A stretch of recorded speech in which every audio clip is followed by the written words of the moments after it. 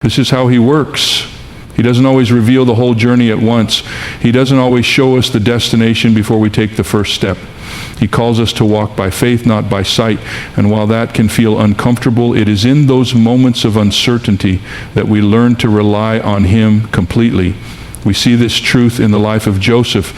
As a young man, he had dreams of greatness, but nothing in his life seemed to reflect that promise. He was betrayed by his brothers, sold into slavery, falsely accused, and thrown into prison. If he had tried to make sense of his situation based on what he could see, he might have given up. But God was working behind the scenes, orchestrating events that would lead to Joseph becoming a ruler in Egypt and saving countless lives. What looked like detours and delays were actually part of a greater plan. The same is true for us. There will be times when the road ahead looks uncertain. There will be moments when we feel stuck, when we wonder if we've taken a wrong turn, when we question whether God is still leading us. But he has already gone before us. He is not bound by time or limited by circumstances. He sees the beginning and the end, and he knows exactly where he is leading us. Trusting God in the unknown requires surrender. It requires letting go of our need for control, choosing to believe that his plans are higher than ours.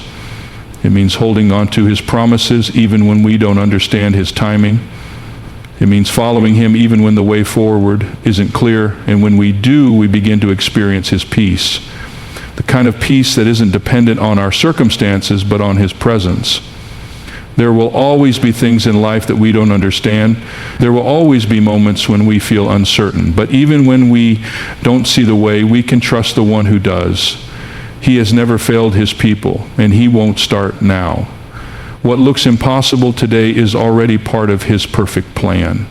What feels like uncertainty to us is completely known to him. And if we keep walking in faith, we will one day look back and see that he was leading us every step of the way. When life feels overwhelming, when challenges seem insurmountable, and when the weight of responsibility presses down with relentless force, it is easy to believe that we are lacking something essential. We convince ourselves that if only we had more strength, more wisdom, more resources, or more support, we would be able to handle what's in front of us. But the truth is, if God is with us, we already have everything we need. This is not just a comforting thought, it is a reality woven throughout Scripture. Again and again, God's people found themselves in situations where they lacked the human capacity to overcome, yet victory was still theirs because of one unshakable truth: God was with them. When David stood before Goliath, he didn't have the size, the armor, or the experience of a seasoned warrior. He had only a sling, 5 smooth stones, and an unshakable confidence in the presence of God. While the entire army of Israel trembled in fear, David declared, "The battle is the Lord's." He knew that victory was never about weapons or skill. It was about God being with him, and that was enough. The disciples learned this lesson firsthand as they followed Jesus. On one occasion, they found themselves caught in a furious storm while Jesus slept in the boat. Fear gripped them as the waves crashed around them, threatening to pull them under. They cried out, convinced that they were about to perish. But Jesus, in his perfect peace, simply spoke to the storm, saying, "Peace, be still."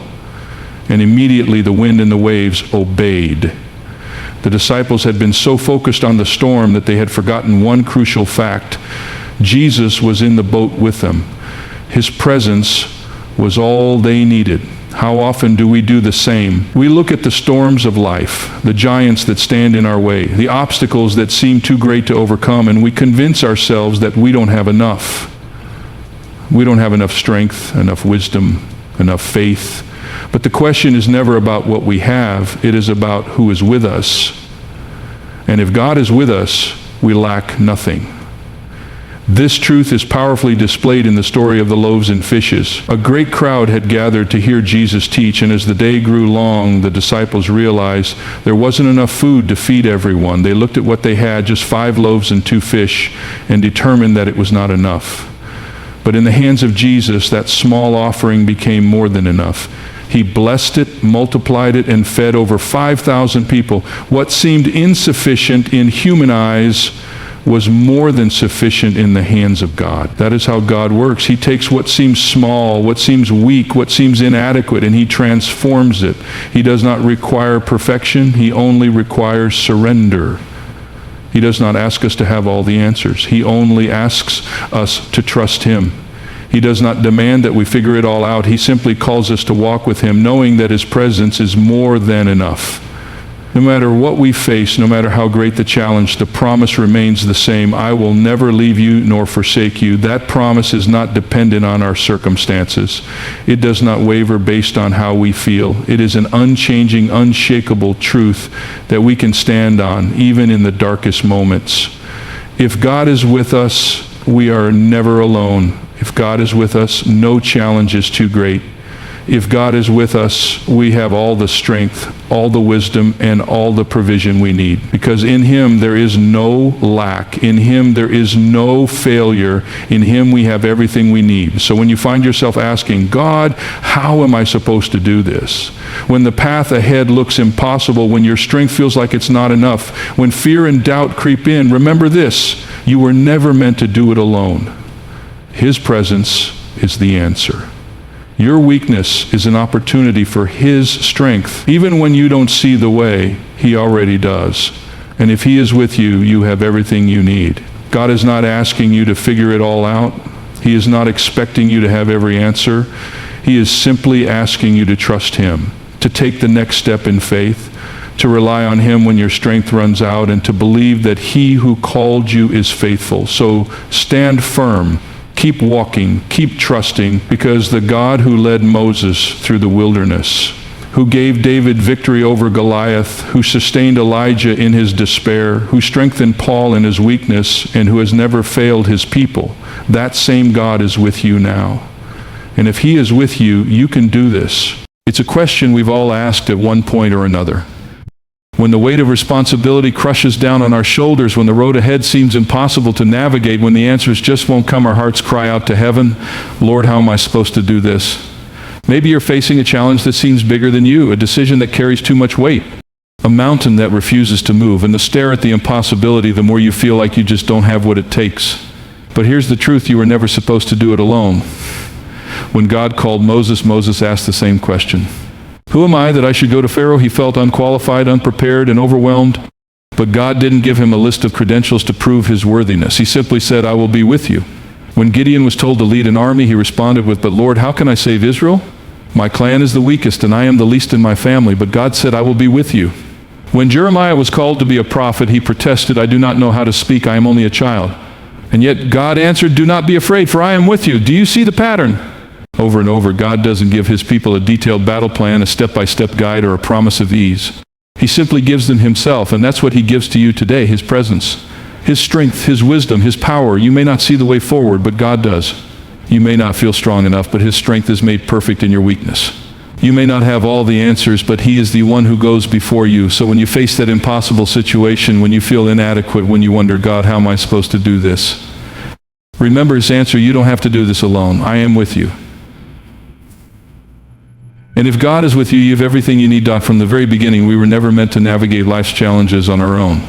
Yet when we face obstacles that seem too great to overcome, our first instinct is often to rely on our own strength, our own wisdom, and our own ability.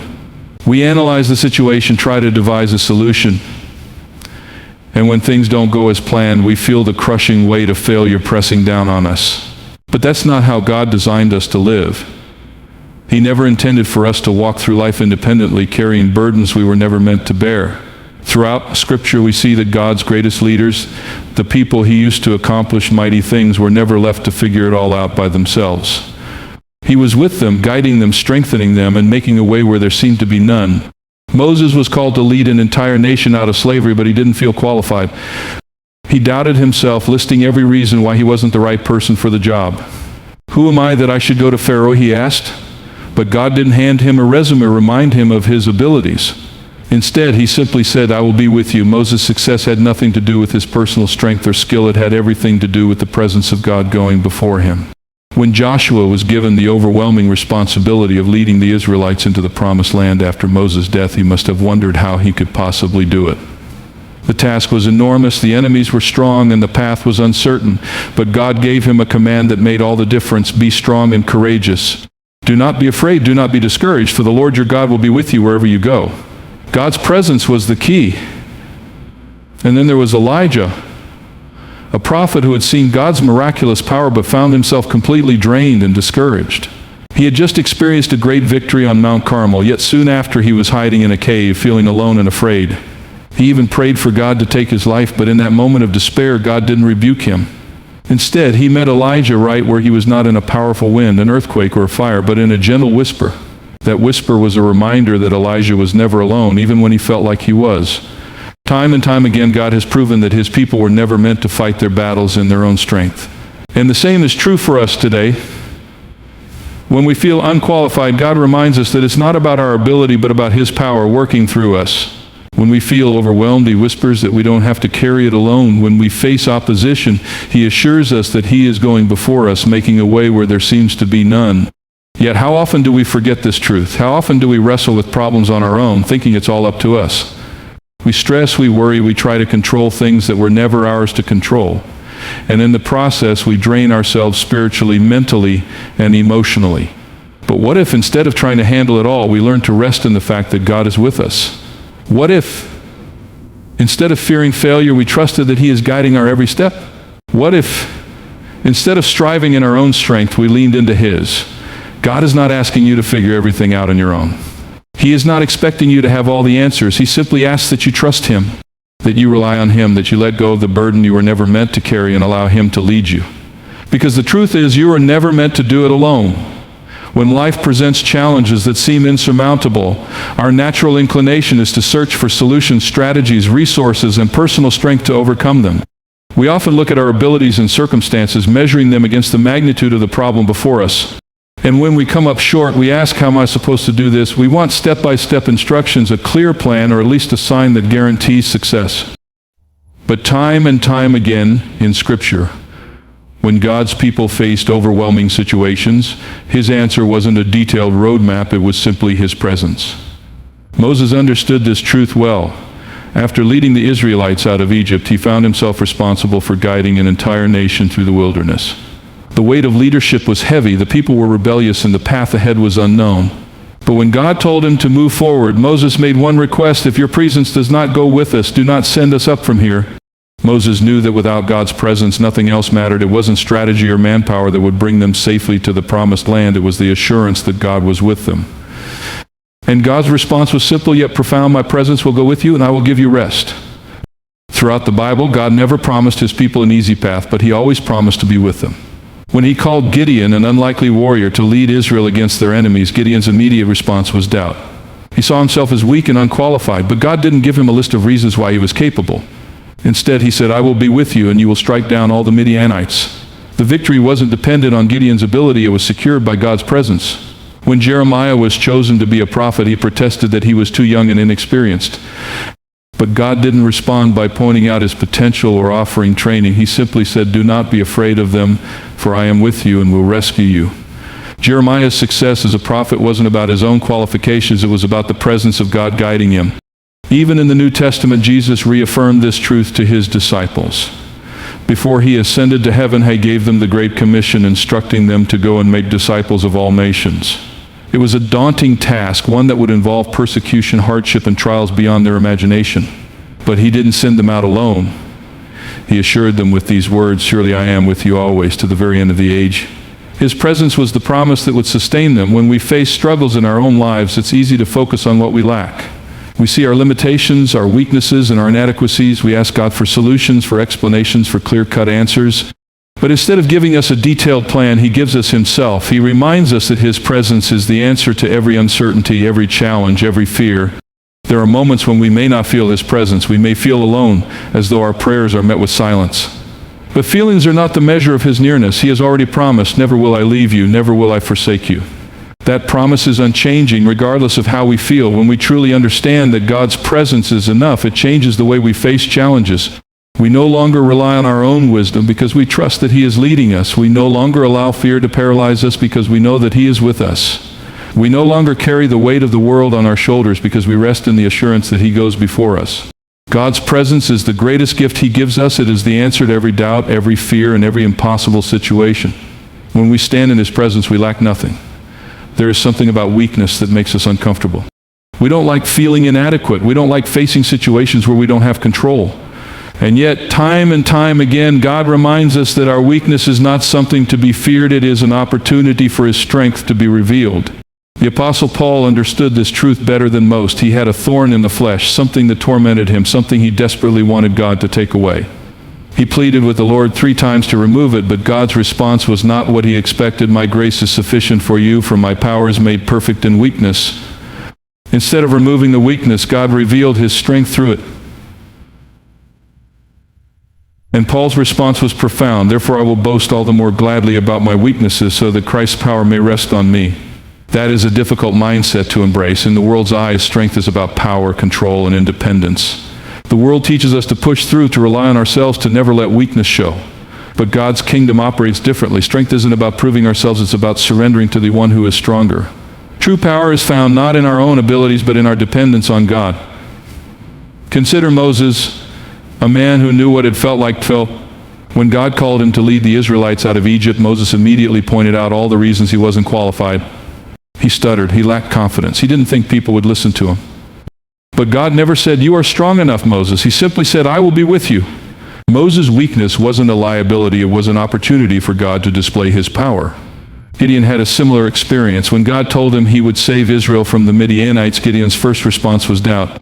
He pointed out that he was from the weakest clan and that he was the least in his family. From a human perspective, he was an unlikely choice for a leader, but God wasn't looking for human strength. He was looking for a willing heart. And with just 300 men, Gideon defeated an entire army, proving that it was never about his strength, but about God's power working through him. Even Jesus, the Son of God, demonstrated this truth during His time on earth. He did not come as a mighty warrior or political ruler. He came in humility. He chose weakness. He suffered. He was crucified in the most humiliating way possible. And yet through His death, the greatest victory in history was won. The cross, which seemed like a symbol of weakness, became the greatest display of God's power. This is the paradox of faith. When we acknowledge our weakness, we make room for God's strength. When we admit that we don't have what it takes, we open the door for Him to work through us in ways we never imagined. When we stop trying to do everything in our own power, we allow His power to rest on us. Yet it is so easy to resist this truth. We want to be strong. We want to have all the answers. We want to handle things on our own.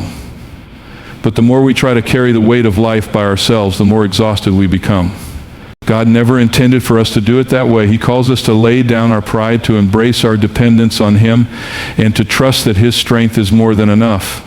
When we feel like we aren't capable, He says, "I am." When we feel like we aren't enough, He says, "My grace is sufficient for you." When we feel like we have nothing left to give, He says, "My power is made perfect in your weakness." The very things we see as limitations are the things God uses to display His glory. Life has a way of leading us into the unknown.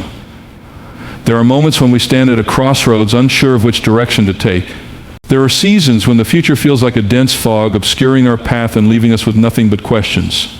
And in those moments, we long for certainty. We want to know what's ahead, to have everything planned out, to feel confident in the steps we are taking. But the reality is, we may not always see the way forward. What we can trust, however, is that God does. One of the most powerful reminders of this truth comes from the story of Abraham. When God called him to leave his homeland, He didn't give him a detailed itinerary. He didn't explain exactly where Abraham was going or what he would encounter along the way. He simply said, "Go to the land I will show you." That was it. No map, no timeline. Just a command and a promise. And Abraham obeyed, not because he saw the full picture, but because he trusted the one who did. The Israelites faced a similar test of faith when they stood before the Red Sea. Behind them, Pharaoh's army was closing in. Before them, an impassable body of water stretched out for miles. From their perspective, there was no way forward, but God had already made a way. They just couldn't see it yet. And in a miraculous display of His power, He parted the sea, making a path where there had been none. What seemed impossible to them was already prepared by God.